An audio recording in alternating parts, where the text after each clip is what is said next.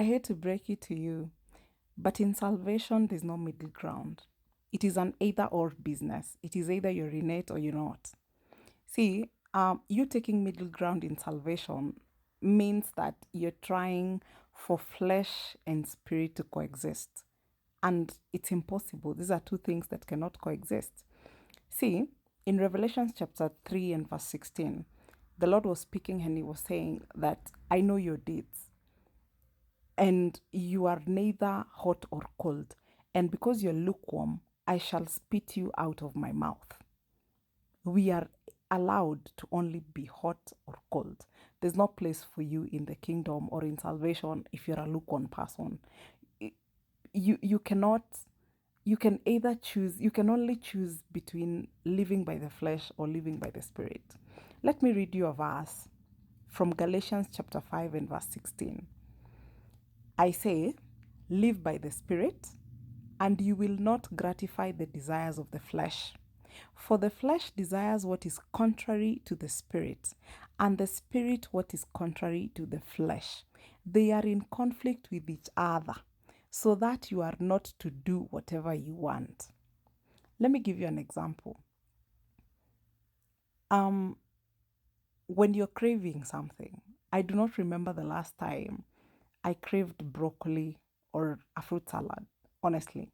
You always crave foods that are too fatty or too sugary, something that is harmful to either your health, your fitness journey, your weight loss journey, something that is quite unhealthy.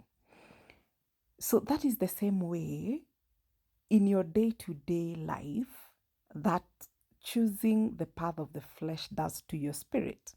When you live by the flesh, you seek to gratify your flesh. You seek to gratify the human aspect of yourself. And the flesh seeks comfort. And the more you gratify the flesh, the more your spirit becomes suppressed. And when your spirit becomes suppressed, the devil now finds a way to use you and to manipulate you. So, Galatians 5 tells us that the spirit and the flesh are in conflict with each other all the time. Galatians 6:8 now gives us the eventual, like the final result of either. So, whoever seeks to please the flesh, from the flesh will reap destruction.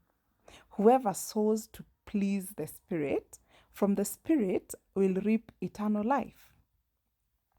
So now we have the scenario of now the final result of our choice. You gratify the flesh, there will be destruction. You gratify the Spirit, then you shall get eternal life. Flesh and spirit, they cannot exist. They want contrary things.